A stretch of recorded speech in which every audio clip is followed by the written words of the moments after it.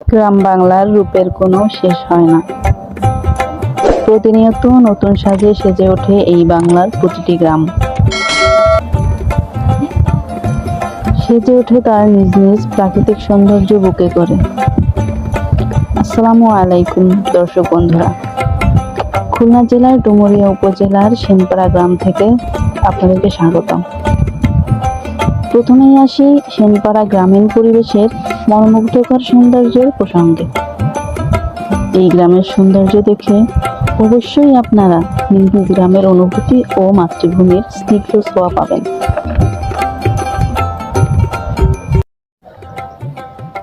মৃদু কুয়াশাচ্ছন্ন শীতের সকাল। সকালে গ্রামের মেঠো পথ বেয়ে চলেছে পথচারী, চলেছে ঐতিহ্যবাহী ঘোড়ার গাড়ি।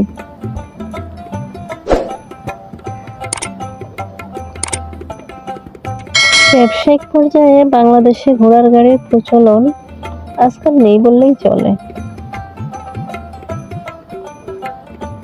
কিন্তু আজও এই গ্রামের আঁকাবাঁকা মেঠো পথে মাঝে মধ্যেই দৃষ্টিনন্দিত ঐতিহ্যবাহী ঘোড়ার গাড়িও দেখা মেলে।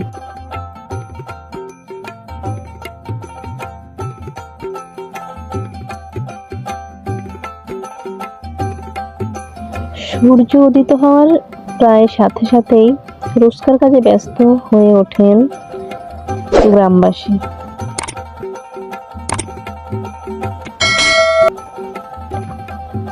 এখানে রয়েছে ছোট বড় অসংখ্য মাছের ঘের আর খাল, তার উপর দৃষ্টিনন্দিত বাঁশের তৈরিকৃত অসংখ্য সাঁকো।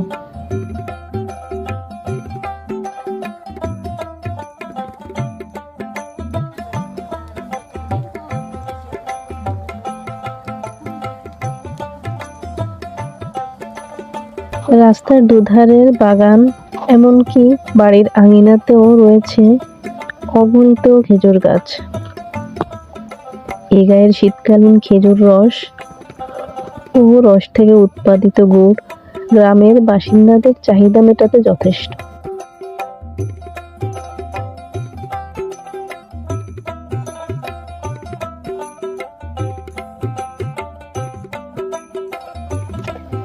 শীতের সকালে খেজুরের তাজা রসের স্বাদই অন্যরকম, আর এই দৃশ্য নিজ চোখে দেখার অনুভূতি সত্যিই আনন্দের।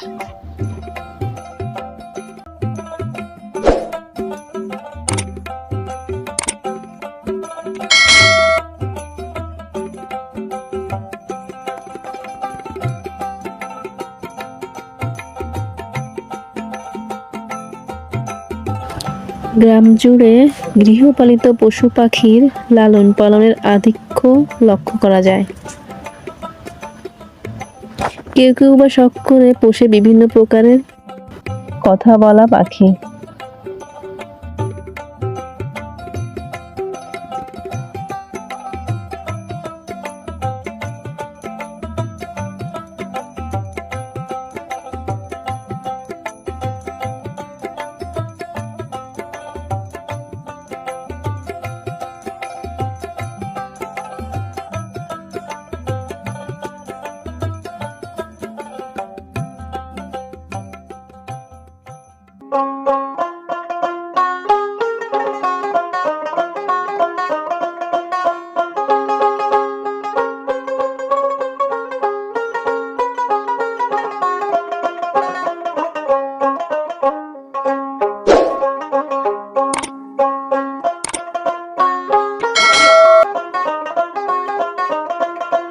বর্তমানে পূর্বের থেকে অনেক উন্নত। রাস্তাঘাটগুলি প্রায়শই নবনির্মিত, কোথাও বা চলছে সংস্কার কাজ।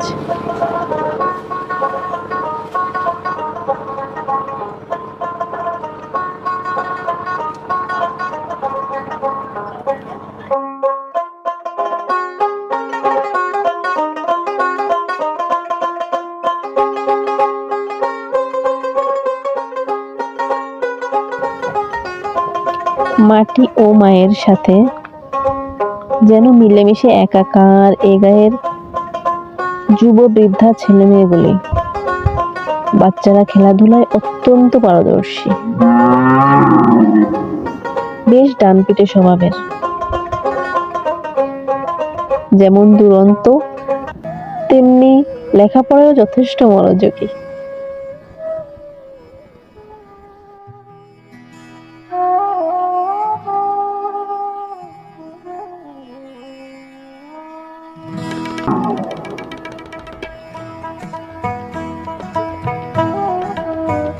বাচ্চাগুলোর প্রাণ চাঞ্চল্যকর খেলাধুলা ও অবাধ ছুটে চলা দেখে মন যেন বারে বারে সেই শৈশবে ফিরে যেতে ব্যাকুল হয়ে পড়েছে।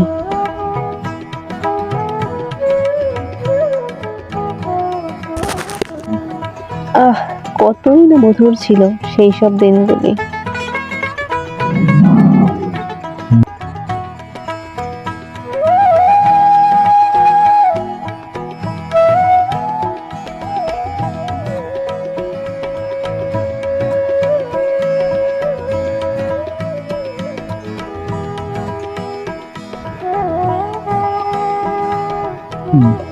গবাদি পশু পাখি পালনে এ গায়ের নারী পুরুষেরা বেশ উৎসাহিত, যদিও উন্নত প্রযুক্তির খুব একটা ছোঁয়া পায়নি তারা। বেশিরভাগ কাজই যন্ত্রাংশের বদৌলতে তারা হাতে করে থাকে।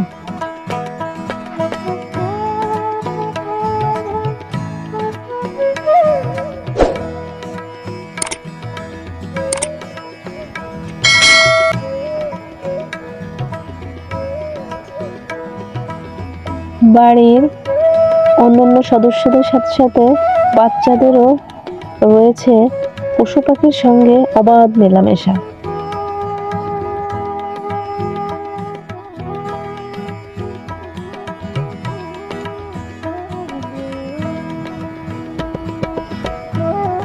গ্রাম মানেই যেন বাচ্চাদের স্বাধীন জীবনযাপন, এটা যেন তাদের জন্মগত অধিকার। তাদের মন যখনই যা চায়, যেভাবে চায়, তারা সেভাবেই চলতে অভ্যস্ত, যেন এরা একঝাঁক ডানাহীন পাখি।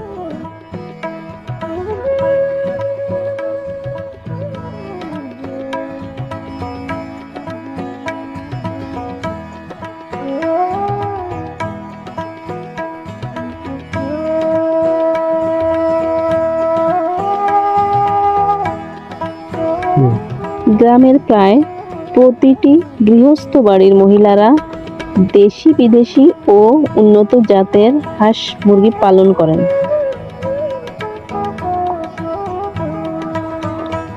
এতে করে তারা আর্থিকভাবে লাভবান হওয়ার পাশাপাশি নিজ ও নিজ পরিবারের আমিষের চাহিদা মেটাতেও সক্ষম।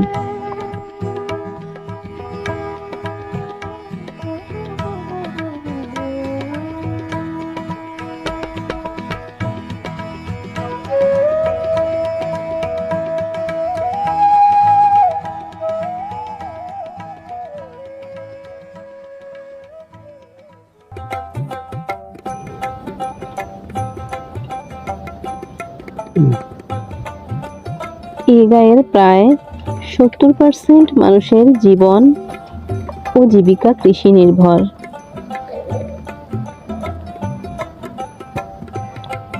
সবজি চাষের ক্ষেত্রেও একটা আদর্শ গ্রাম বলা চলে। পাশাপাশি চলে মিশ্র মৎস্য চাষ।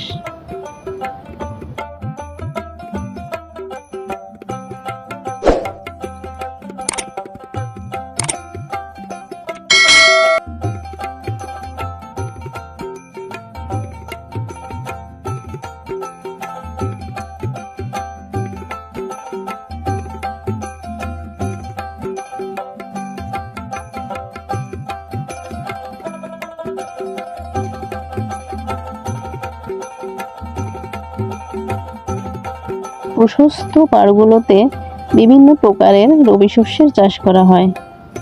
তার মধ্যে যে সবজিগুলো ঘেরের পাড়ে ঝুলন্ত পদ্ধতিতে চাষ করা হয় তা সংগ্রহের জন্য কোথাও কোথাও ড্রাম নৌকাও ব্যবহার করা হয়।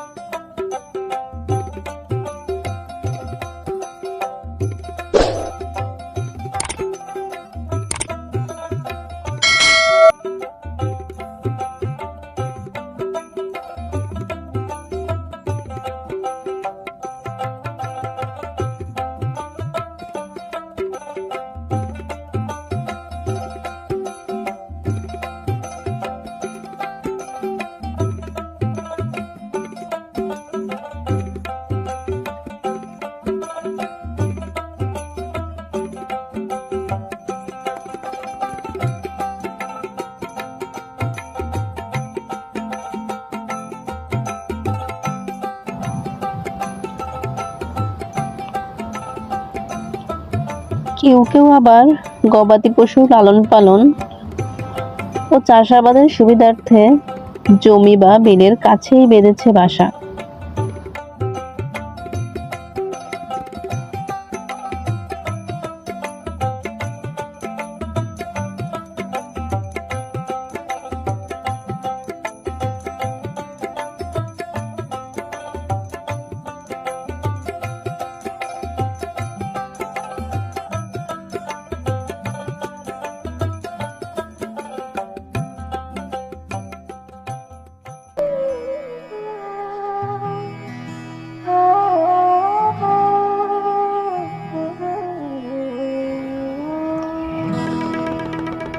যেহেতু এ গাঁয়ের প্রায় 70% মানুষই কৃষির সঙ্গে সম্পর্কিত,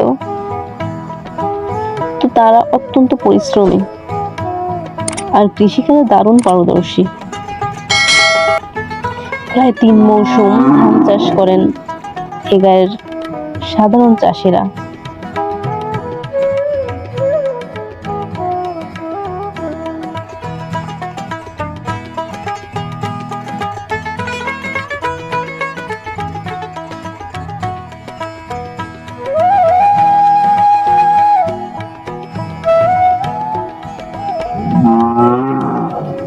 সবজি চাষের সঙ্গে সঙ্গে ধানে মাছে ঘের এই অঞ্চলগুলোতে বহুল প্রচলিত।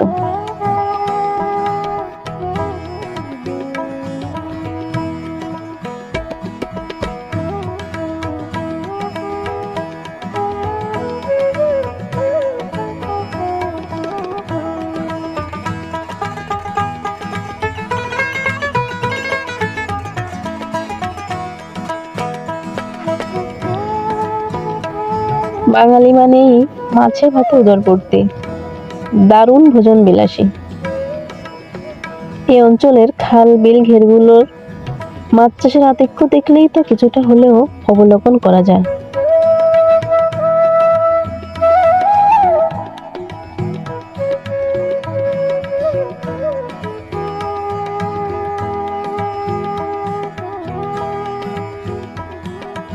প্রায় প্রতিটি ঘেরই পানি সেচের মাধ্যমে শুকিয়ে ফেলা হয়। এতে করে খুব সহজেই মাছগুলি ধরে বাজারজাত করা যায়।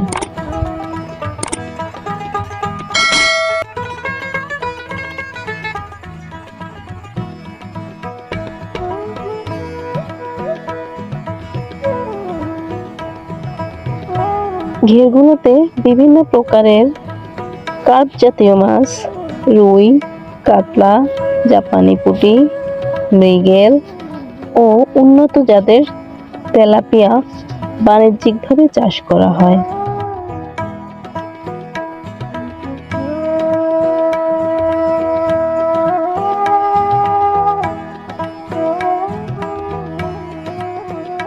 এছাড়াও বিভিন্ন প্রকারের চিংড়ি চাষের আধিক্য লক্ষ্য করা যায়, যার মধ্যে উন্নত জাতের গলদা চিংড়ি, বাগদা চিংড়ি উল্লেখযোগ্য।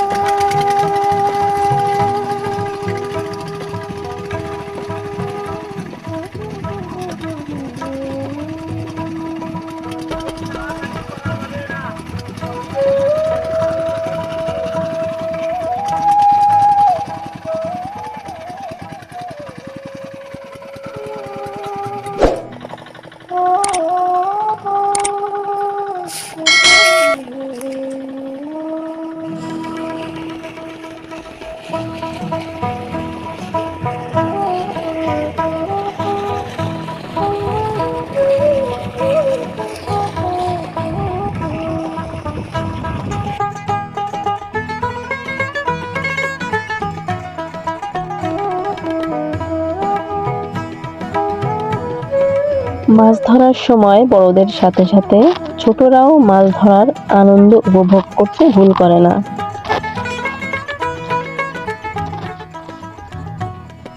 এসব মাছগুলো দেখতে যেমন তাজা, খেতেও তেমনি অত্যন্ত পুষ্টিকর ও সুস্বাদু।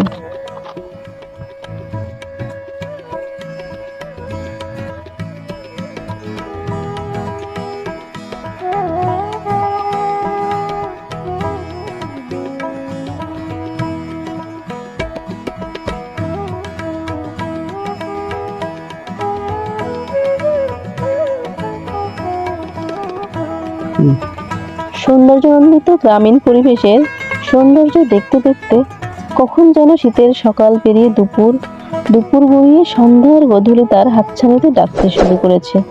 তা যেন বুঝতেই পারেনি। অস্তমিত সূর্যের প্রতীক্ষাতে রাত, প্রতীক্ষাতে যার যার আপন নীড়। ফিরে যেতে হবে যার যার আপন নীড়ে। সবাই ভালো থাকবেন, সুস্থ থাকবেন এই প্রত্যাশায় আজ এ পর্যন্তই। বিদায় বন্ধুরা, আসসালামু আলাইকুম।